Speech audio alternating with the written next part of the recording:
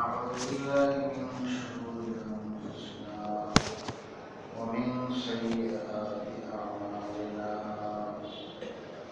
من يهده الله فلا مضل له ومن يضلل فلا هادي له ونشهد أن لا إله إلا الله وحده لا شريك له ونشهد أن سيدنا ومولانا محمدا عبده ورسوله صلى الله تعالى عليه وعلى آله وأصحابه وبارك وسلم تسليما كثيرا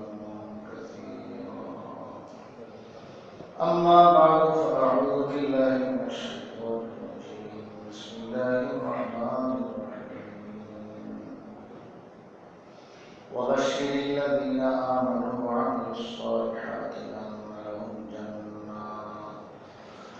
جنات تجري من تحتها الأنهار كلما رزقوا منها من ثمرة رزقا قالوا هذا الذي رزقنا من قبل وأتوا به متشابها ولهم فيها أزواج مطهرة وهم فيها خالدون صدق الله مولانا العظيم وصدق رسوله النبي الكريم ونحن على ذلك من الشاهدين والشاكرين والحمد لله رب العالمين محترم حاضرین اللہ رب العالمین بخشش مہربانی করে আমাদেরকে কোরআন কারীমের তাফসীর শোনার জন্য তার ঘরে হাজির হওয়ার একত্রিত হওয়ার তৌফিক দান করেছেন। আমরা অন্তরে অন্তঃস্থল থেকে শুকরিয়া আদায় করি আলহামদুলিল্লাহ। আলহামদুলিল্লাহ। আল্লাহ পাক আগের দুই আয়াতে কাফেরদের কথা বলেছেন। কোরআন শরীফের একটা নীতি হলো, আল্লাহর কালামের একটা নীতি হলো, যেখানে কাফেরদের কথা সেখানে মুসলমানদের কথা, যেখানে জান্নাতের কথা তো সেখানে আবার জাহান্নামের কথা, যেখানে জাহান্নামের কথা পরে হলো জান্নাতের কথা। দুইটা পাশাপাশি আলোচনা করে। কি জন্য? ব্যালেন্স ঠিক করার জন্য। মানুষ যদি শুধু আশাই করে খালি আমাদের রহমতের কথাই জানে, তাইলে মানুষ ইবাদত বন্দেগী করবে না, গুনাহ থেকে বাঁচবে। আবার শুধু যদি আযাবের গজবের কথা জাহান্নামের কথাই শুধু জানে এবং শুনে সবসময় একটাই, তাইলেও ব্যালেন্সে থাকবে না, তাইলে সে আল্লাহর রহমত থেকে নৈরাশ হওয়ার সম্ভাবনা।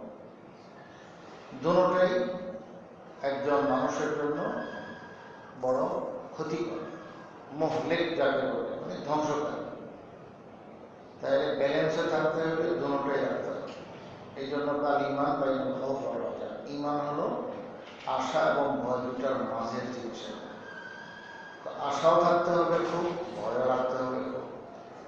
আশা দ্বারা আল্লাহ পাকের বন্দেগী মহব্বতের সাথে সে করবে। ভয় ভিতরে থাকলে আল্লাহ পাকের নাফরমানি থেকে সে বাঁচবে। তো আল্লাহ পাকের ভয় খুব বেশি থাকুক, এটাও আবার কিন্তু শরীয়ত চায় না, বরং এই পরিমাণ চায় যে পরিমাণ দ্বারা গুনাহ থেকে সে বাঁচতে পারে। এই জন্য হুজুর সাল্লাল্লাহু আলাইহি ওয়াসাল্লাম আল্লাহ পাকের কাছে এভাবে দোয়া করতেন যে আল্লাহ তুমি আমাকে তোমার খৌফ ও খাশিয়াত, তোমার ভয় আমার অন্তরে অতটুকু দান করো যেটার দ্বারা আমার আর তোমার নাফরমানি দুটার মাঝখানে পর্দা করে, অর্থাৎ তোমার গুনাহ থেকে নাফরমানি থেকে আমি বেঁচে যেতে পারি। তাহলে শুধু ভয় পাইতে থাকা এটা কোনো আসলে মুখ্য বিষয় না। তো এইটুকু ভয় তো থাকতেই হবে একজন মুসলমানের জন্য, যেটুকু দ্বারা সে গুনাহ থেকে বাঁচতে পারে। তো গুনাহ থেকে বাঁচতে হলো আযাবের ভয়, আর ইবাদত বন্দেগী করবে হলো আল্লাহ পাকের জান্নাত পাওয়ার আশায়, রহমত পাওয়ার আশায়। তো দুটোটাই লাগবে, নাহলে ব্যালেন্স ঠিক থাকবে না। আরবিতে যাকে বলে ইতিদাল, সামঞ্জস্য। নৌকা দেখেন না, একদিকে কাছে গেল, সবগুলো মানুষ এক সাইডে বসছে, ওই নৌকা চলবে তো পানিতে ডুবে যাবে। বলে না এই সাইডে যখন কাছে গেছে তো সব ওই সাইডে যাবে, কি আবার ওই সাইড দিবে, তাহলে কি করতে হবে? ব্যালেন্স করতে হবে। এদিকেও কিছু লোক বসো, ওদিকেও কিছু লোক বসো, নৌকা তার যথা নিয়মে থাকলে তাহলে ডুববে না, ভয় নেই। ঠিক এরকম ভয় বেশি হইলে মানুষ আল্লাহ পাকের রহমত থেকে নৈরাশ হয়ে যাবে, হ্যাঁ, নিরাশ হয়ে যাবে যে না, আমার আর মাফ নাই, আমার আর ক্ষমা নাই, পরকালে আমার আর নাজাত নাই, না অসুবিধা। তো এই আল ইয়াস ওয়াল কুনুত, যে না উমিদ হওয়া, আল্লাহর রহমত থেকে নৈরাশ হওয়া, আশা ছেড়ে দেওয়া, এটা হলো কুফরি। তো এটা তো করা যাবে না। এই জন্য ব্যালেন্সে থাকতে হবে। আল্লাহ তাআলা এই মূলনীতিটাকে বুঝাইবার জন্য আমাদের কোরআন শরীফে যখনই জান্নাতের কথা বলে তো পরক্ষণে জাহান্নামের কথা বলে, কিছুক্ষণ জাহান্নাম সম্পর্কে কথা গেলেই পরক্ষণে আবার জান্নাতের কথা আল্লাহ তাআলা স্মরণ করে দেয়। তাইলে একদিকে ভয়ের কথা আর একদিকে বড় আশা এবং আল্লাহর রহমতের কথা। ঠিক ওই নিয়ম অনুযায়ী এখানে কাফেরদের কথা এবং জাহান্নামের কথা বলার পর আল্লাহ তাআলা ঈমানদারদেরকে সুসংবাদ দিতেছেন রাসূল সাল্লাল্লাহু আলাইহি ওয়াসাল্লামের মাধ্যমে, যে ওয়াবাশশির, হে রাসূল আপনি সুসংবাদ দিন। কাদেরকে? আল্লাযীনা আমানু, যারা ঈমানদার। তো যারা ঈমানদার, আমানু ওয়া আমিলুস সালিহাত, এবং আমলদার। ঈমানদার আবার আমলদার, ঈমানও আছে, নেক আমলও করে। ওয়া আমিলুস সালিহাত, নেক আমল কি? নেক আমল নামাজ পড়ে, রোজা করে, হজ করে, যাকাত করে, এগুলো ইসলামের একবারে মূল খুঁটিগুলো, স্তম্ভগুলো। ঈমানের পর 4 জিনিস, ইসলামের 5টা যে স্তম্ভ। এই ছাড়া এক কথায় আল্লাহর হক, বান্দার হক 16 আনা আদায় করা, এটার নামে নেক আমল। যে আল্লাহর হক এটাও ঠিক আদায় করি, বান্দার হক এটাও ঠিক মতো আদায় করি। তো দুইটা ব্যালেন্সে থাকতে হবে। আল্লাহর হক 16 আনা, বান্দার হক 16। চেষ্টা করবে বান্দা। এখন 16 আনা তো নবীগণের দ্বারা, অন্যদের দ্বারা 16 আনা করতে হবে। কিছু না কিছু ত্রুটি বিচ্যুতি হবেই হবে। আল্লাহ তাআলা জানা দিয়েছেন, রাসূল সাল্লাল্লাহু আলাইহি ওয়াসাল্লাম বলে দিয়েছেন, কোরআন শরীফের বিভিন্ন আয়াতের মজমুন এটা, হাদিসে এটা স্পষ্ট বলে দেওয়া হয়েছে কি, যে প্রত্যেক বনি আদমে কিছু না কিছু গুনাহ খাতা হবে। কুল্লু বনি আদম খাত্তাউন ওয়া খায়রুল খাত্তাইনা আত-তাওয়াবুন।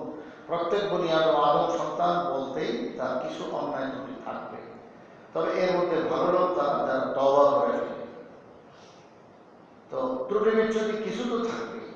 16 আনা চেষ্টা করলেও একবার ত্রুটি হয়ে যাবে। ত্রুটি যেটা হবে সেটার জন্য আল্লাহ পাকের কাছে মাফ চাইতে হবে, ইস্তেগফার করতে হবে। তাও আল্লাহ তাআলা এত সহজ করছেন যে নেক আমলের দ্বারাই ছোটখাটো ত্রুটিগুলো অটোমেটিক মাফ হয়ে যায়।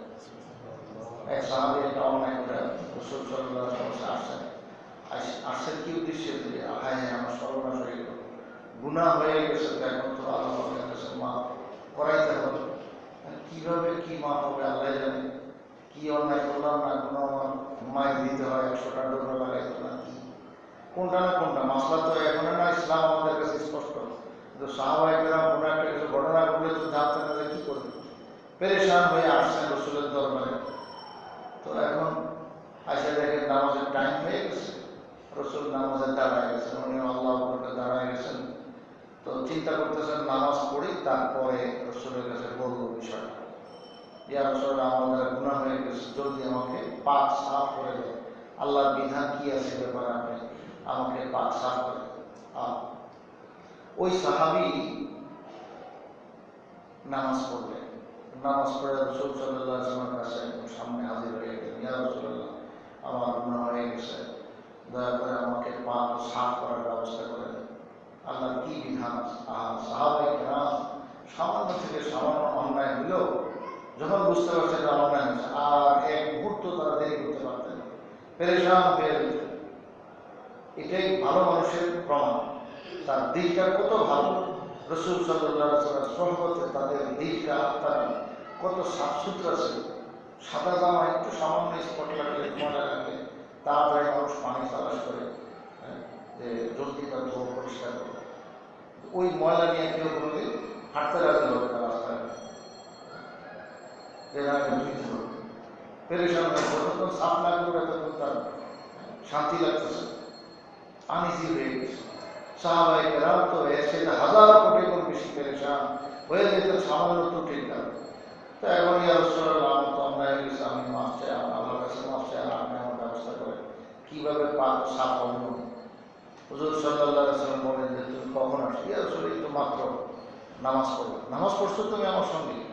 জি ইয়া রাসূলুল্লাহ আমি জামাতে এসে শরীক হয়েছি।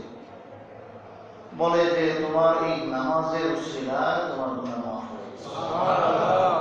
ওই সাহাবী এত খুশি হয়ে গেছে, বলেন কি আর আয়াত নাযিল হয়ে গেছে, আকিমিস সালাতা তারাফাইন নাহারি ওয়া যুলাফাম মিনাল লাইল ইন্নাল হাসানাতি ইউযহিবুনাস সাইয়্যাত যালিকা যিকরা লিয-যাকিরিন। নামাজ তোমরা সকালে সন্ধ্যা দিনের শুরুতে এসেছে, মাঝখানে রাতের কিছু অংশে, দেখেন সব কথা নিতে গিয়ে গেল 5 ওয়াক্ত নামাজ তোমরা কায়েম করো। এই যে কিছু মানুষ শয়তানি করে না, বলে এটার নাম শয়তানি, যে সরাসরি কোরআনে দেখো, এই সরাসরি কোরআনে দেখো এটা কই ফেলবে না, কয় জায়গায় আছে স্পষ্টভাবে সব কথা করার জন্য না। এই জন্যই তো আল্লাহ রসুল 23 বছর লাগে এগুলো বুঝাই দিচ্ছে। রসুলের কথায় অনেক কিছু স্পষ্ট আছে, আবার রসুলের কথায় সব কিছু স্পষ্ট পাওয়া যাবে, এটাও আবার আরেক শয়তানি বলছে সরাসরি হাদিস দেখো। বোঝেন এগুলো কিন্তু বড় ফাসাদ, বড় ফিতনা, মানুষ ধোঁকা খায় এই সমস্ত জিনিসের মধ্যে এসে। কেউ সরাসরি হাদিস দেখে কেন? সরাসরি হাদিস দেখাতে হবে কেন? সাহাবায়ে কেরামের আমলে পাওয়া গেলে চলবে না? সাহাবায়ে কেরামের ফতোয়া মৌখিক যে বাণী ওটা চলবে না? ওটাও চলবে। সাহাবায়ে কেরামের আমলের মধ্যে থাকলেই তো হয়ে যাবে। তো সব কিছু তুমি কোরআনও পাইবা না, সব কিছু হাদিসেও পাইবা না, সব কিছু দুইটাতেও পাইবা না। কিছু আছে আইমায়ে কেরামের এই যে ইজতিহাদ, ওনারা কোশিশ করার চেষ্টা করে মেহনত করে কোরআন আর হাদিস এর আলোকে কিছু বুঝা ফেলে, ইশারা ইঙ্গিতে বুঝা ফেলে যে এখানে এটার সমাধান এই হবে। তো কাছে যেটা ইশারা ইঙ্গিতে বুঝছেন ওটার ব্যাপারে তুমি যদি সরাসরি খোঁজো যে এটা থাকতে হবে, তো এরকম পাইবা না। এক লোকের আমি নাম জানি, আল্লাহর বান্দা এক সময় নামাজ পড়তো না। কি জন্য? আজ পর্যন্ত কোনো হুজুর আমাকে কোরআন শরীফে ডাইরেক্ট দেখাইতে পারে না যে নামাজ পড়লে বেহেশত হয়ে। চিন্তা করছে নামাজ পড়লে বেহেশত হয়ে কোরআন শরীফ কোন আয়াত আছে? কথা তো ঠিক, আমিও তারা করে স্পষ্ট দেখাইতে পারি নির্বাচন, এটাও আমার চ্যালেঞ্জের মতো। তো এখন দেখেন মানুষের কত জায়গায় যে শয়তান কত কিছু বুঝায় রাখে, এই জন্য নামাজ পড়ে। তো তারে আমি বুঝাইতে বুঝাইতে এক জমানাত্মক দীর্ঘদিন সময় সময় কৌশলে কৌশলে তাকে কথাটা বুঝাইছি। পরে তো বুঝতে বুঝতে এমন পাক্কা মুসলিম হয়ে গেল যে একেবারে পাক্কা নামাজ হয়ে গেছে।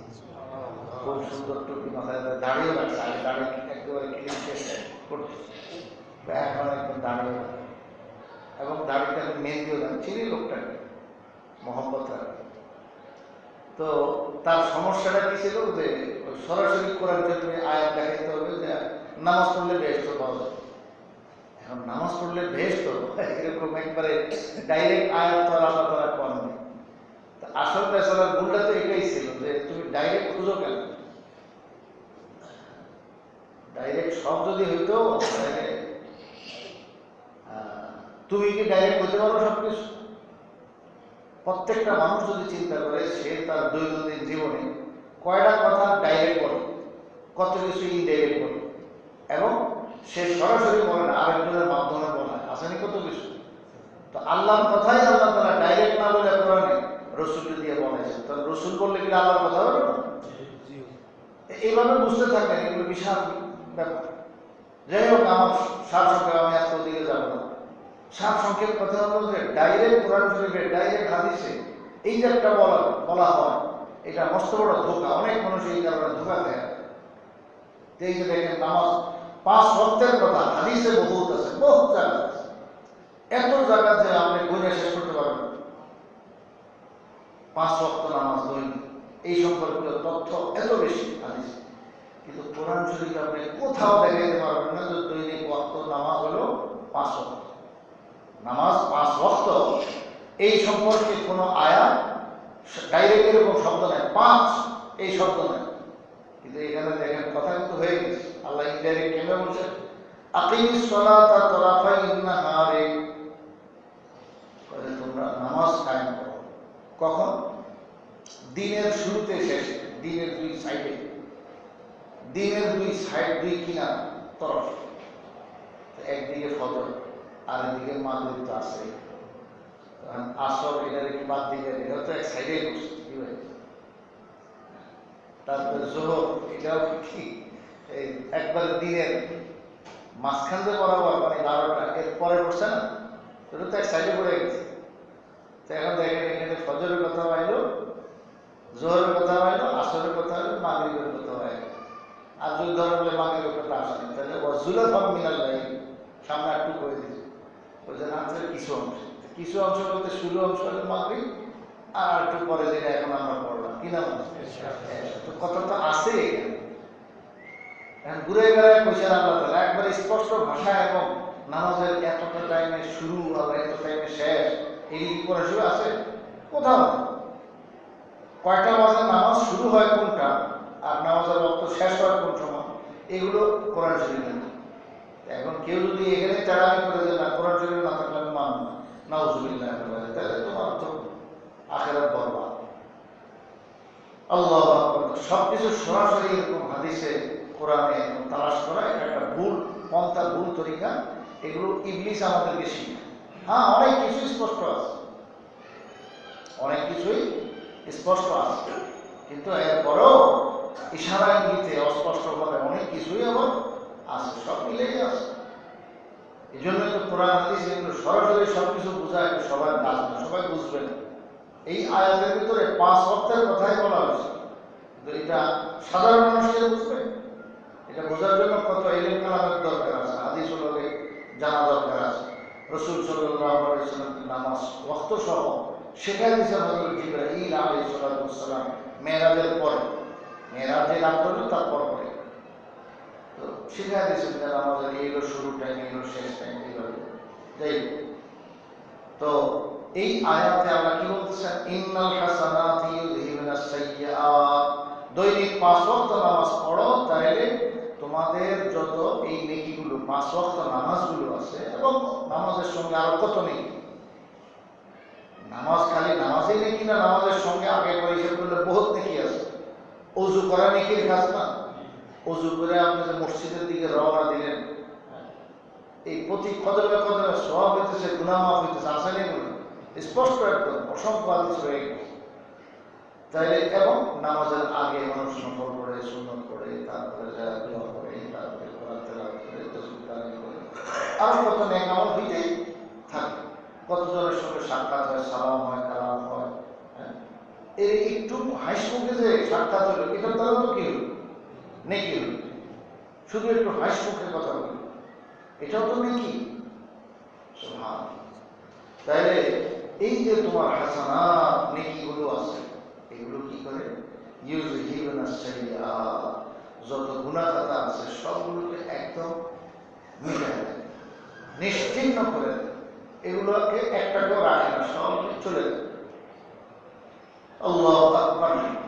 যালিকা যিকরা লিযাকিরিন, নসিহত গ্রহণকারীদের জন্য এটা বহুত বড় নসিহত। এই আয়াত আল্লাহ তাআলা নাযিল করেছেন। ওই সাহাবী খুশিতে বাগবাগ, কি আমি নামাজ পড়লাম, এখন এই নামাজের উসিলায় আমার গুনাহ মাফ হয়ে গেল, ডান্ডাও খাইতে হলো না, ধমক খাইতে হলো না, কিছুই নেই, নামাজ পড়লাম, মাফ হয়ে গেল। ওই সাহাবী তো খুশিতে বলতেছেন, ইয়া রাসূলুল্লাহ, এটা কি আমার জন্যই বৈশিষ্ট্য যে আমি নামাজ পড়ছি, এই কারণে আমি গুনাহ থেকে মুক্ত হয়ে গেলাম, মাফ হয়ে গেছি, নাকি এটা আপনার উম্মতের সবার জন্য, কিয়ামত তক সবার জন্য? হুজুর সাল্লাল্লাহু আলাইহি ওয়াসাল্লাম বলেন, এই বিধান কিয়ামত পর্যন্ত আমার সকল উম্মতের জন্য। সুবহানাল্লাহ। নামাজ পড়লে তো এই উসিলায় গুনাহ মাফ হয়ে যাবে। আল্লাহু আকবার।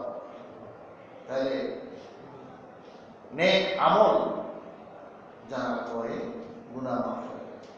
আল্লাহ তাআলা বলছেন যারা ঈমান এনেছে এবং নেক আমল করে, তো নেক আমল বলতে আল্লাহর হক, বান্দার হক, দুটোটাই আদায় করে, 16 আদায় করার চেষ্টা করে, যদিও ত্রুটি বিচ্যুতি হয়ে যাবে। তো বলছি ত্রুটি বিচ্যুতির জন্য আল্লাহ বিধান বানায় দিয়েছেন যে নেক আমলের দ্বারাই ত্রুটি বিচ্যুতি মাফ হয়ে যাবে।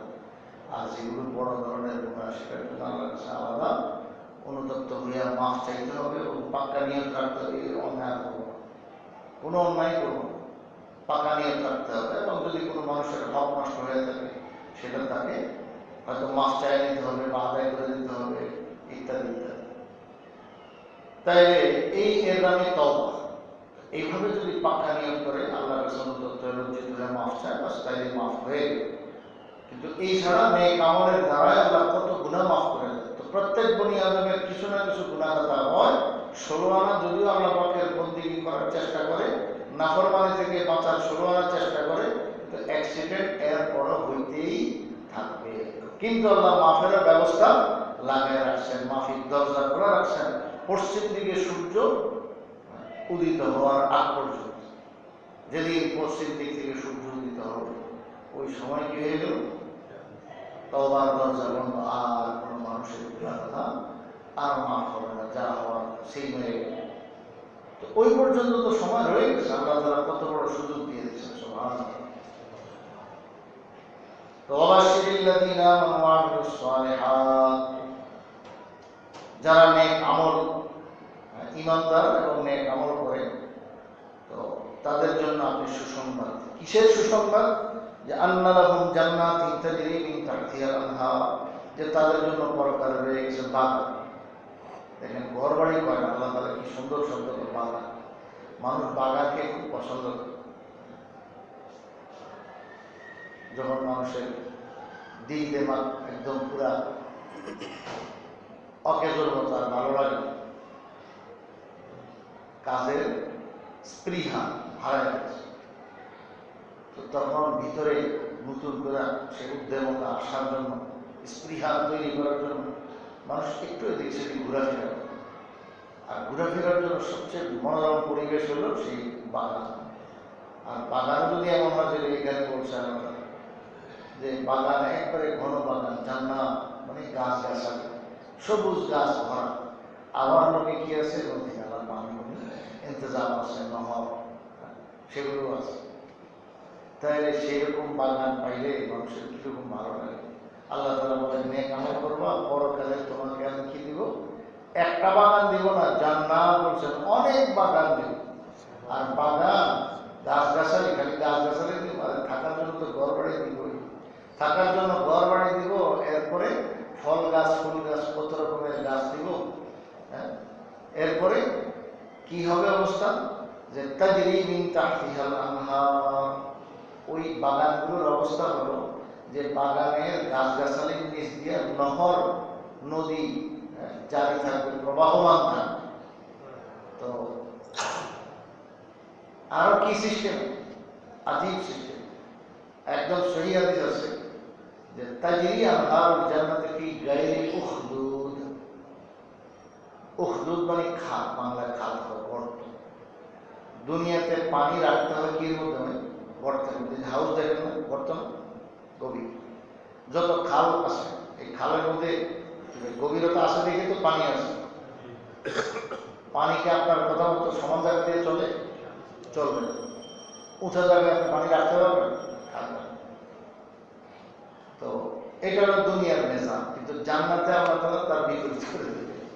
কি অবস্থা? সমতল এই ফ্লোরের উপরে পানিটা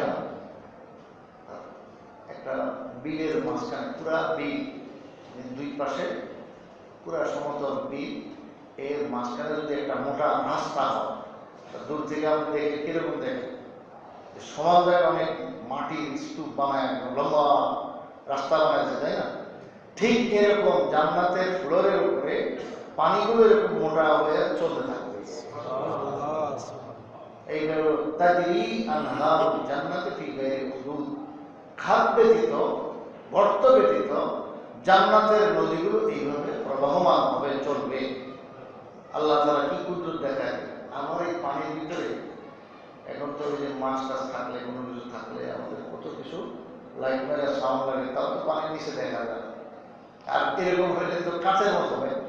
ইকুরিয়াম দেখেন না, ইকুরিয়ামদের একটা বিশেষ পদ্ধতি করে, সেখান থেকে পানি আটকায় পরে মাছ ছেড়ে দেওয়া তো দেখা যায়। আর ওখানে আল্লাহ তাআলা এটা অটো সিস্টেম বানিয়ে দিবেন, যে জান্নাতের ফ্লোরের উপরে দিয়ে এই পানি এরকম মোটা হয়ে নিজে নিজে চলবে, মোটা হয়ে থাকবে, আর এর ভিতরে যত মাছ টাছ আছে সব দেখা যাবে। আর জান্নাতীরা এই মাছ দেখলে ইস ইস করলেই ছাড়ছে খাওয়া, একবারে সঙ্গে সঙ্গে গুণা হয়ে মুখের সামনে হাজির। যে ইলিশ মাছ, কত মানুষ ইলিশের এত পাগল আর আসে, ইলিশ শুনলেই মানে মুখ ভিজা যাবে। তা এখন ইলিশ মাছ দেখবে সেখানে, কেউ আছে পাঙ্গাস মাছ পছন্দ করে, কেউ আছে রুই মাছ, কাতল মাছ, একজনের একটা পছন্দ, সব ধরনের মাছ আলাদা ওখানে দিয়ে রাখবেন। এখন তো আমাদের দেশে ওই এক এক মাছ এক এক জায়গায়, ইলিশ মাছকে আমরা ওই বড়িগঙ্গা পাওয়া যাবে, এইরকম পাওয়া যাবে। ইলিশ মাছকে আমরা হাউজে পাওয়া যাবে, ইলিশ মাছ আমরা পুকুরে পাওয়া যাবে না, যেখানে সেখানে হবে না। যদিও এখন চাষ করার পদ্ধতি আবিষ্কার হয়ে গেছে, অনেক চালু হয়ে গেছে, কিন্তু ভাই নদীর ইলিশ, পদ্মার ইলিশ আর এই সমস্ত চলে না এখন কৃত্রিম। তা আল্লাহ তাআলা জান্নাতে যার যেটা পছন্দ নেই একবারে সেই মজাদার জিনিস, মাছ বলেন যত রকমের আল্লাহ তাআলা কানা খাদ্য সবই তো দিবেন।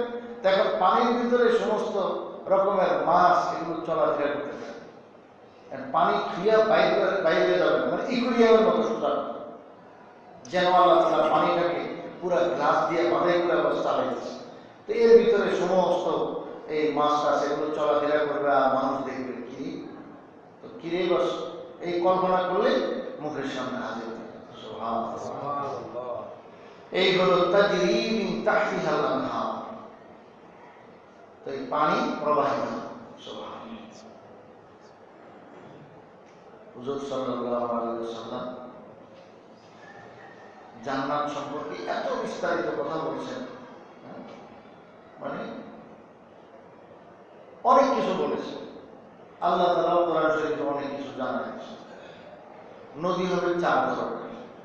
কয় ধরনের? 4 ধরনের। একটা তো শুনলেন এই যে আনহার, নহর, নদী মানে পানি। তো পানির নদী হবে, এটা হলো একটা নদী। আরো 3টা নদী থাকে। একটা হলো দুধের নদী, আর একটা হলো মধুর নদী, মধু। এখন বাংলাদেশের মানুষ খাঁটি মধু পায় না, সেই জন্য খায় মানে কি ভাই চিনি শিরা দিয়ে বানানো না কেমিক্যাল দিল না কি বিশ্বাস করতে চান। একবারে চোখে দেখে যদি কোনোখানে মধুর বাসার থেকে বানালে তাহলে আস্থা হয়, তো ওটার একটু মূল্যায়ন করে। আমরা তো ভেজালের কারণে এখন মধুর প্রতি আগ্রহ মানুষের কমে গেছে। অথচ মধুর এমন জিনিস যে ফীহি শিফাউন লিন-নাস, এই মধু মানুষের দেহের জন্য এত উপকারী যে অনেক রোগের মহা ঔষধ, শুধু ঔষধে না, মহা ঔষধ, অনেক রোগের কাজ করে, এটা বহুত উপকারী। তবে মধুটা তো মধু হয়ে যাবে, চিনি শিরা হলে তো হবে না। এখন চিনি শিরার উপরে যদি মধুর বাসা বাইরে দিয়ে দেয়, এগুলোই হইতেছে আজকাল, কত যে ধোকা দেয় মানুষ। তো আল্লাহ তাআলা সেই খাঁটি মধু, আসালিন মিন আসালিন মুসাফফা ওয়া আনহার মিন আসালিন মুসাফফা, মানে একবারে পিওর মধুর সে একদম নদী থাকে। ওই যে পানি এখন শুনলেন যে এরকম ইকুরিয়ামের মধ্যে এরকম, তো এরকম মধু চলতে থাকে। তাহলে পানিরও নদী আছে, এরকম মধুর নদী আছে। আচ্ছা, পানির ব্যাপারে আল্লাহ তাআলা আবার আজীব কথা বলছে যে মিন গায়রি আসিন, কি ব্যতীত? সোজা কথা আর্সেনিক মুক্ত না। বুঝলেন না? কি মুক্ত? একবার আর্সেনিক মুক্ত, শব্দ এটাই আসিন। তো আর্সেনিক মুক্ত পানি আল্লাহ তাআলা জান্নাতে রাখছে। সুবহানাল্লাহ।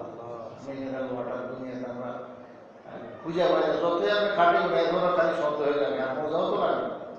কি কেমিক্যাল দিয়ে রাখে, কি করে না করে, কত রকমের ভেজাল আমরা আছি। আল্লাহ তাআলার কোনো ভেজাল নেই আমার জান্নাতে, সব 1 নম্বর মাল। যে পানি সেটা হলো আর্সেনিক মুক্ত। সুবহানাল্লাহ। আয়াতটা কি আমি শুরু করে পড়েন, ওয়ানহার মিনু সালিম মুসাফফা ওয়া লাহুম ফিহা মিন কুল্লি থামারাত।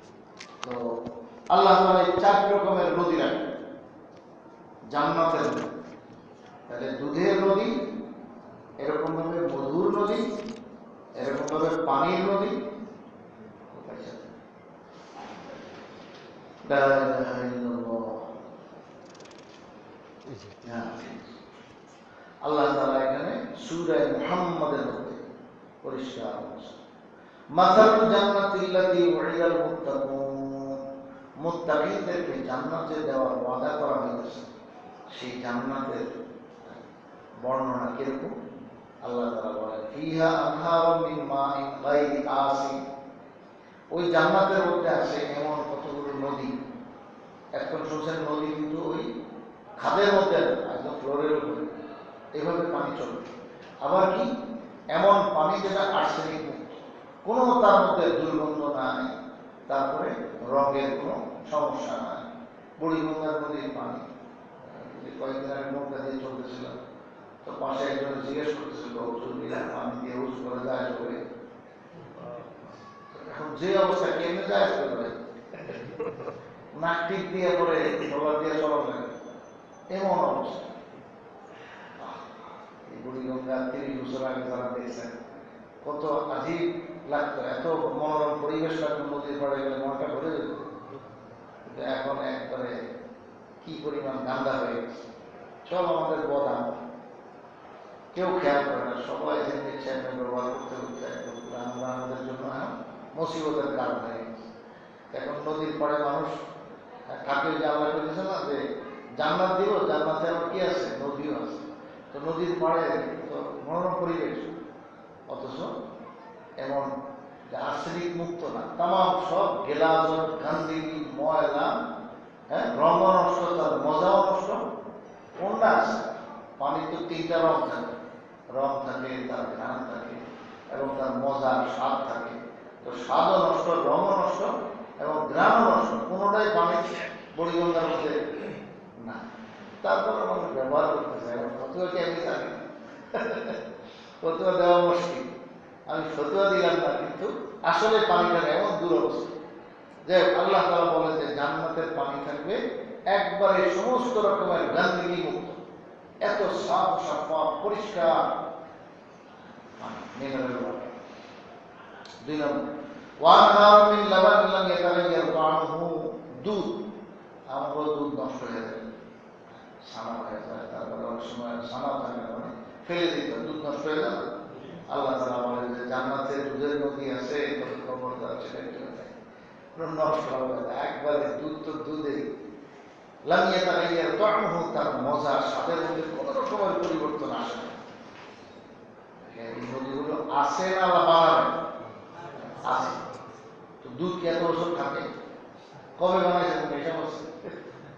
আল্লাহ এগুলো কোনো পরিবর্তন না। আমি যে দুধ বানায় রাখছি, দুধের নদী একরকম আছে, তার মধ্যে কোনো পরিবর্তন নেই। দুনিয়াতে তো খানা দানা সবই নষ্ট হয়ে যায়, কতক্ষণ আপনি রাখবেন? জাল না দিলে দুধ নষ্ট হয়ে যায়, ফ্রিজে না দিলে নষ্ট হয়ে যায়। ফ্রিজে কয় বছর রাখবেন? 100 বছর কি রাখা যাবে? কোথায়? তো এক পর্যায়ে নষ্ট হবেই। আল্লাহ 3 নম্বর, আল্লাহ ওয়ানহার মিন খামরিন লাযযাতিল লিশ-শারিবিন, আল্লাহ তাআলা আরেকটা দিবেন যারা শারাব তাহুরা বলে, বহুত পবিত্র মজাদার শরবত, যে পানকারীদের জন্য বড় মজাদার, অনেক মজার শরবত বলেছে। মদ শব্দ খারাপ শব্দ, মদ, এই জন্য মদ শব্দ আমি বলিনি। খমর মানে বাংলাটার অর্থ হল মদ। দুনিয়াতে আল্লাহ তাআলা হারাম করে দিচ্ছেন যে আঙ্গুরের রস, কাঁচা রস, আঙ্গুর চিবায় কাঁচা রস এরকম বেশ কিছুদিন মাটির নিচে চাপা দিয়ে রেখে দেয়, তো আস্তে আস্তে ওটার মধ্যে সেই স্প্রাইটের মতো, 7-আপের মতো কি আসবে, সেই পরিবর্তন আসে এবং তার মধ্যে ঝাঁস পয়দা হয়, বিশেষ সিস্টেমে মদ বানানো হয়। তো এই মদ আর মানুষের পেশা একদম না, এটা এক পাত্রা, এক ফোঁটা, এটাও হারাম, আর এক কাপ আর এক গ্লাস পরিমাণ সবটাই আল্লাহ তাআলা দুনিয়াতে বৈধ রাখে। আর এটা বৈধ হবেই বা কেমনি? খাইলে তো মাথা ঠিক থাকে, আউল হয়ে যাবে, পাগলের মতন উল্টা উল্টা কথাবার্তা বলে। এক লোক এরকম মদ খাইয়া মাথা এখন আউল হয়ে গেছে না, পরে বসে বসে নিজে পেশাব করে, তো পেশাব করে আর ওখানে পোষ করে নিজের হাতে পেশাব লইয়া কুড়ি করে, আবার একটু লইয়া নাকে দেয়, আবার একটু লইয়া মুখে, মাথায় আর বলতেছে আলহামদুলিল্লাহিল্লাযী জাআল মাআ তাহুরা। সব প্রশংসা ওই আল্লাহর জন্য যিনি পানিকে বড় পবিত্র বানাইছেন, পবিত্রকারী বানাইছেন। কয়বার নাউযুবিল্লাহ বলুন, আস্তাগফিরুল্লাহ। এরকম গান্দা কাম তাফসীরে রুহুল মানিতে আছে যে এরকম মানুষ এই সমস্ত কারণে, এই জন্য আল্লাহ তাআলা এই দুনিয়াতে সম্পূর্ণ নিষেধ করে দিয়েছেন না এই কাজ করা যাবে। এটা হলো সব পরকালে। জান্নাতে গেলে আমি তোমাকে খাওয়াবো, দুনিয়াতে তোমার জন্য নিষেধ। আর এগুলো খাইয়া তোমার মাথা ঠিক থাকবে না, কত সমস্যা, স্বাস্থ্য শরীরের নষ্ট, নেশা এমন ক্ষতিকর, মানুষের জিন্দেগি বরবাদ হয়ে যায়। আল্লাহ তাআলা বলেন পরকালেরটা খাইবা তো লাজ্জাতুল লিশারিবিন, পানকারীদের জন্য আসলে মজাই মজা। এক বোতল টান দিয়ে কতক্ষণ যে মজা নিবে তো কে জানে। আল্লাহু আকবার।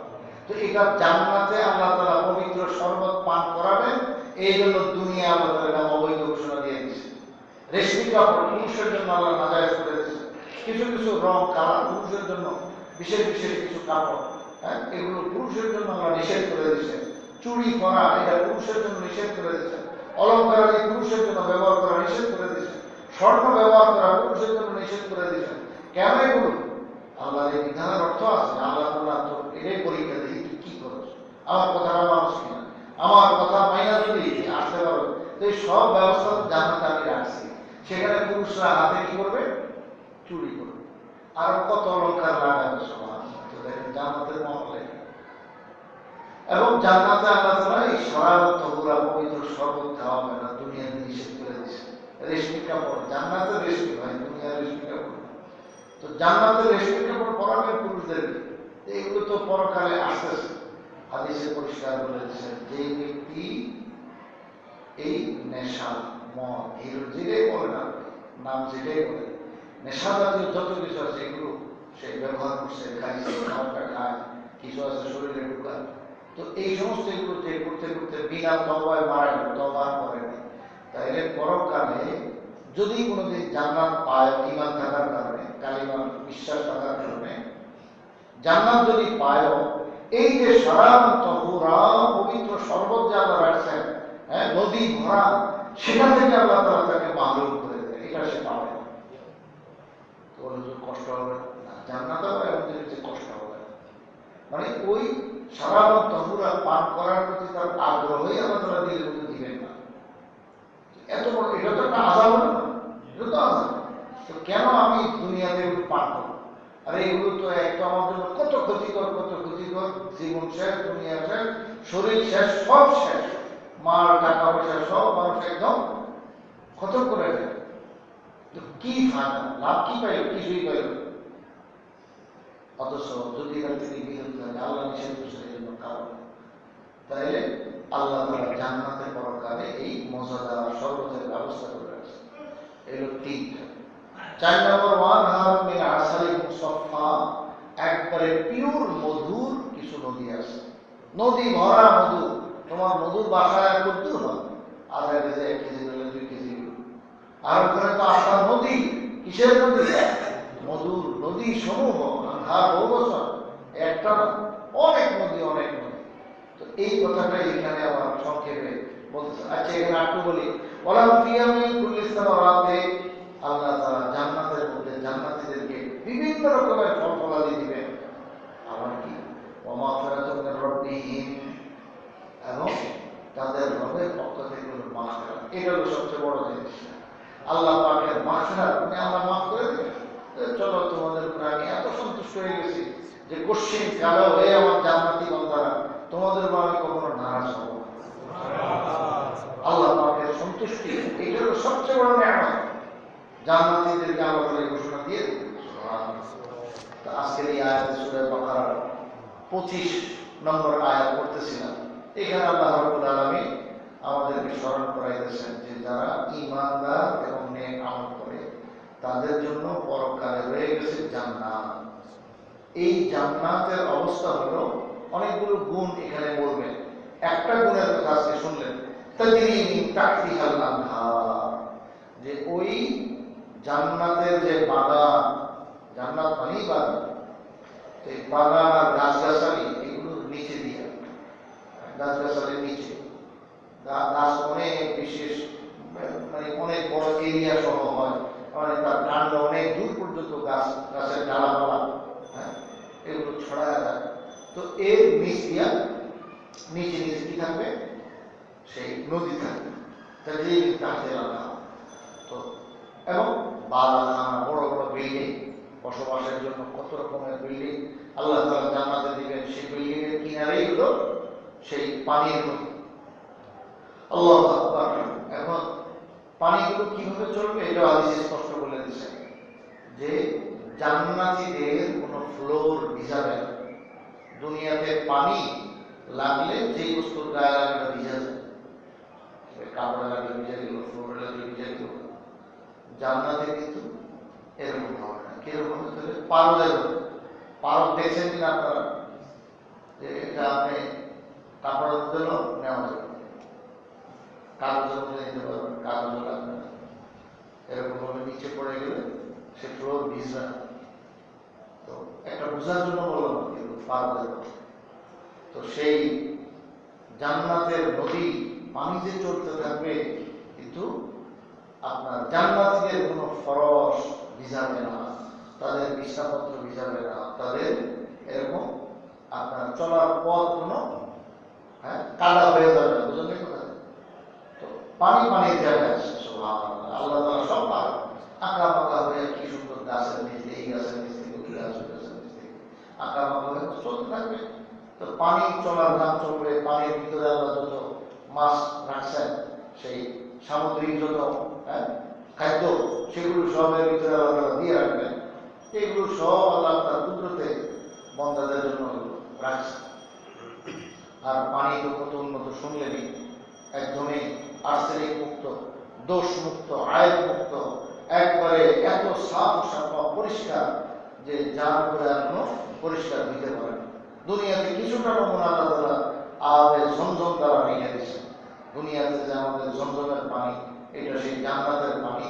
সেই পানি দেখেন আপনি কত বছরকে বছর, যুগ যুগ ধরে যদি আপনি কোনো পাত্রের মধ্যে রেখে দেন, কোনোদিন তার মধ্যে পরিবর্তন আসবে।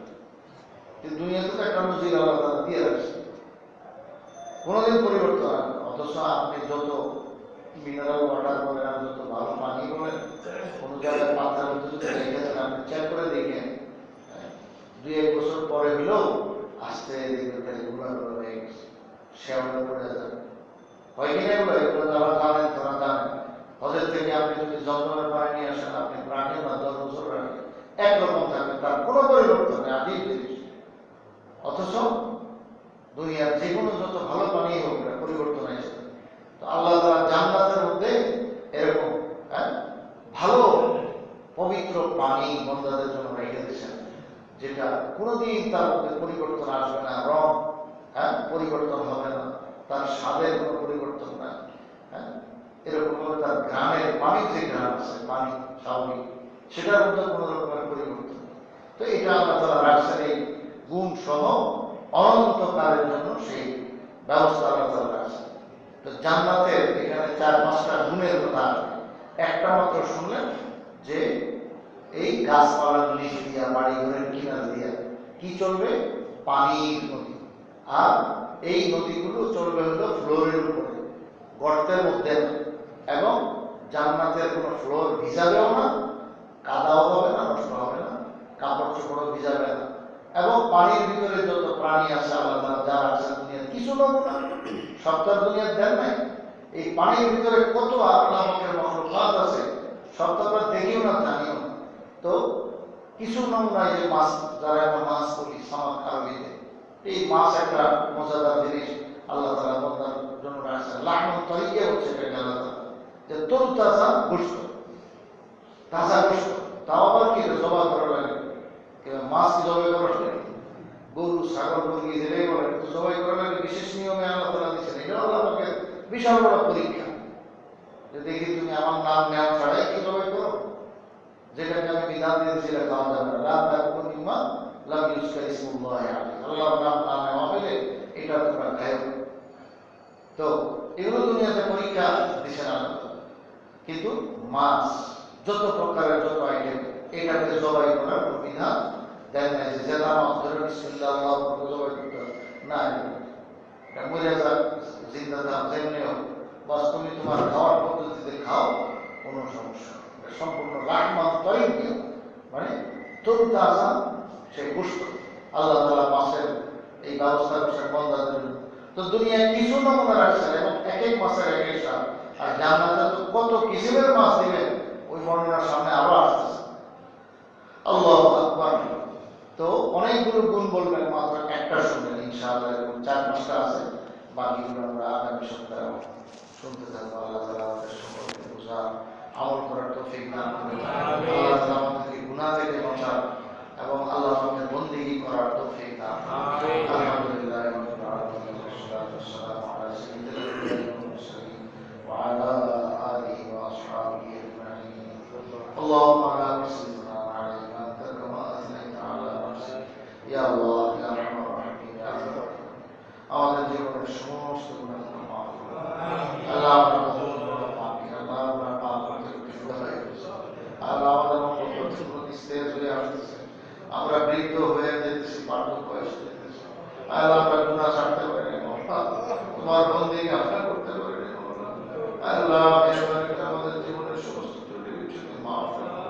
আল্লাহ আপনি মাফ না করে আমাদের কোনো দরবার নেই, আমরা কার কাছে যাবো, কার কাছে বলবো, আমরা কারো ক্ষমতা নেই। মাফ করার ক্ষমতা আপনি আপনার প্যারা হাবিব মুহাম্মদ রাসূলুল্লাহ সাল্লাল্লাহু আলাইহি ওয়াসাল্লাম, যিনি খাতামুন নবিয়্যিন, যিনি সাইয়্যিদুল মুরসালিন, দুনিয়া আখিরাত দোনো জাহানের সরদার আর বাদশা, তাকেও এই ক্ষমতা আপনি দেন না মওলা। এই ক্ষমতাটা শুধু আপনার হাতে মওলা। আর আপনি যদি কাউকে মাফ করে দেন, কেউ কোনো প্রশ্ন করার অধিকারই রাখেন না। আল্লাহ আপনি দয়া করে আমাদের সবাই মাফ করে দিন। আমাদের মধ্যে অনেকের দাড়ি সাদা হয়ে গেছে, আপনার রাসূল সাল্লাল্লাহু আলাইহি ওয়াসাল্লাম বলেছেন, সহি কথা বলেছেন, সত্যি কথা বলেছেন, ইন্নাল্লাহা ইস্তাহয়ী মিন শাইবাতিল মুসলিম, যে একজন মুসলমানের সাদা দাড়ি এবং চুল দেখা আল্লাহ রাব্বুল আলামিন লজ্জিত হন। যে বুড়া মানুষটা আমার কাছে ক্ষমা চাইতেছে, মাফ চাইতেছে, আল্লাহ আমরা সবাই আপনার কাছে মাফ চাইতেছে। আমাদের অনেকের দাড়ি পাকা, আল্লাহ চুল পাকা, শরীর নিস্তেজ, দাঁত আস্তে আস্তে কমে যেতেছে, মুখের স্বাদ কমে যেতেছে, কানের শ্রবণ শক্তি কমে যেতেছে, আল্লাহ এরকম ভাবে চোখের চাওনি শক্তি কমে যেতেছে। আল্লাহ আমাদের হাত পা অঙ্গ প্রত্যঙ্গ নাড়াচাড়া করার ক্ষমতা দিতে কমতেছে। আল্লাহ আমরা একবারে কমজোর হয়ে আসতেছি। আপনার কুদরতে আপনি আমাদেরকে চালাইতেছেন সবকিছু। আল্লাহ এগুলো সিগন্যাল যে আমাদের আখিরাত সামনে আসতেছে, আমাদের এই ইহজগৎ দুনিয়া জগৎ শেষ হতেছে। মওলা এই সমস্ত সিগন্যালগুলো পাই আমরা আল্লাহ সতর্ক হতে পারি না, আমাদের অনেক ত্রুটি আছে। মেহেরবানি করে আমাদের সমস্ত গুনাহ আপনি মাফ করে দিন। আল্লাহ আপনি আমাদের মাফ করে দিন। আল্লাহ আপনি আমাদের মাফ করে দিন। আল্লাহ আমাদের মাফ করে দিলে আপনার দরবারে কোনো কিছু কমবে না। আপনার খাজানা এত বড় যে বড়ত্বের কোনো শেষ নাই। আল্লাহ সারা দুনিয়ার সবাই যদি আপনি মাফ করে দেন, আপনার রহমত থেকে, আপনার মাগফিরাত থেকে কি যে পরিমাণ কমবে না। আল্লাহ আপনি এত বড় গফফার, এত বড় সত্তার, আপনি গুনাহ মাফকারী এবং আয়াতকে ছুপানে ওয়ালা লুকানো। আমাদের যত আয়াত আছে, ত্রুটি আছে, ত্রুটি বিচ্যুতিগুলো আল্লাহ তুমি মানুষের সামনে প্রকাশ করো না। আল্লাহ সমস্ত আয়াত তুমি জানো বলো। আল্লাহ রাতের অন্ধকারে এবং একাকিতে দরজা বন্ধ করে আমরা কত ধরনের আয়াতের মধ্যে লিপ্ত। মওলা এই সমস্ত জিন্দেগি ভরের যত আয়াত আছে, সমস্ত আয়াতের ত্রুটি বিচ্যুতি আপনি মাফ করে দিন। আল্লাহ আমাদেরকে বেইজ্জত করেন না। আল্লাহ দুনিয়া এবং আখিরাতে আমাদের মাগফিরাত নসিব করুন। আমাদের বিবি বাল বাচ্চা সবার মাগফিরাত নসিব করুন। আল্লাহ আমাদের বিবিগুলো আমাদের মতো বৃদ্ধা হয়ে যেতেছে, তারা কমজোর হয়ে যেতেছে, তারা দিনরাত ঘরে ঢুকে থাকে। আমাদের ঘরের পাহারা দেয়, আমাদের ঘরের সামানের হেফাজত করে, আমাদের বাল বাচ্চার হেফাজত করে, আমাদের খেদমত করে। আল্লাহ স্বামীর জন্য তার জীবন উৎসর্গ করে। এই সমস্ত নারীদেরকে আল্লাহ আমাদের বিবিদেরকে আপনি মাফ করে দিন। সারা দুনিয়ার সমস্ত মুসলমান নারী সকলকে আপনি মাফ করে দিন। আর যারা কবরবাসী হয়ে গেছে, সমস্ত কবরবাসীদের অনেকের বাবা দুনিয়া থেকে চলে গেছে, আল্লাহ অনেকের মা বাবা দুজন চলে গেছে, আল্লাহ অনেকের দাদা নাই, আল্লাহ নানা নাই, নানা নাই, অনেক আখিরাত বসে গেছে। আল্লাহ এই সমস্ত আখিরাত খুশি সবাই মাগফিরাত নসিব করুন। আল্লাহ আপনি আমাদের মাগফিরাত নসিব করুন। আল্লাহ আপনার মাগফিরাত অনেক ওসি', আপনার রহমত অনেক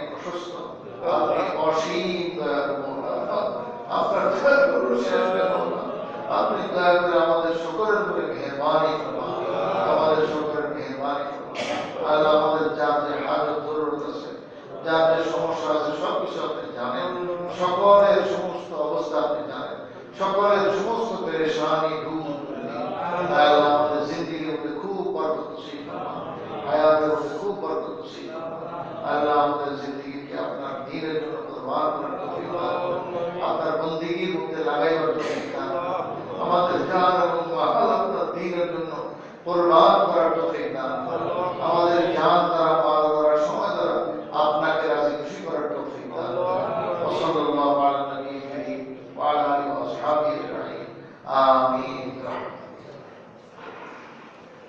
আসসালামু আলাইকুম।